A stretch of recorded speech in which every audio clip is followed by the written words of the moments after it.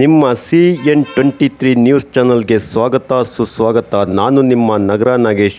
ಹಿಂದೆ ನಮ್ಮ CN ಚಾನಲ್ಗೆ ಸಬ್ಸ್ಕ್ರೈಬ್ ಆಗಿ. ಇದೊಂದು ವಿಶೇಷ ವಿಚಿತ್ರ ಘಟನೆ ಕಂಡ್ರಿ, ಆದರೂ ಕಟ್ಟು ಸತ್ಯ ನಿಜ. ದಕ್ಷಿಣ ಕನ್ನಡ ಜಿಲ್ಲೆಯ ಮೀನು ಮಾರುಕಟ್ಟೆ ಬಂದರಿನಲ್ಲಿ ಮೀನು ಹರಾಜು ಹಾಕುವ ಅಂದರೆ ಏಲಂ ಹಾಕುವಾಗ ಸಸ್ಯಾಹಾರಿ ಪ್ರಾಣಿ ಕುರಿ ಹಾಗೂ ಮೇಕೆ ಆಡುಗಳು ಮೀನುಗಳನ್ನು ತಿನ್ನುತ್ತಿರುವ ದೃಶ್ಯ ಎಂಥ ವಿಚಿತ್ರವಾಗಿದೆ ನೋಡ್ರಿ. ಇದು ಗಂಗೊಳ್ಳಿ ಬಂದರು ಪ್ರದೇಶದಲ್ಲಿ ನಡೆದಂಥ ವಿಚಿತ್ರ ಘಟನೆ ಕಣ್ರಿ. ಅದಕ್ಕೆ ಹೇಳುವುದು ಕಲಿಯುಗ, ಇದು ಏನು ಬೇಕಾದರೂ ಇಲ್ಲಿ ಆಗಬಹುದು ಎಂದು.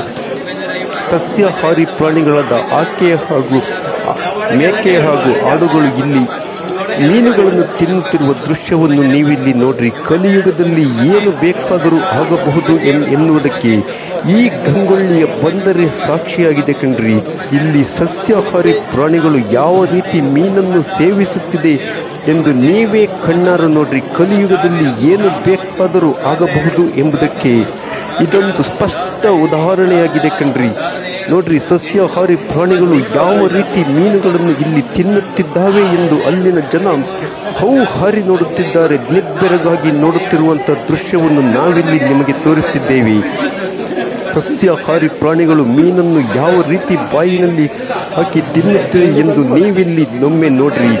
ಕಲಿಯುಗದಲ್ಲಿ ಏನು ಬೇಕಾದರೂ ಆಗಬಹುದು ಎಂಬುದಕ್ಕೆ ಇದೊಂದು ಸ್ಪಷ್ಟ ಉದಾಹರಣೆಯನ್ನು ನಾವಿಲ್ಲಿ ನಿಮಗೆ ತೋರಿಸುತ್ತಿದ್ದೇವೆ.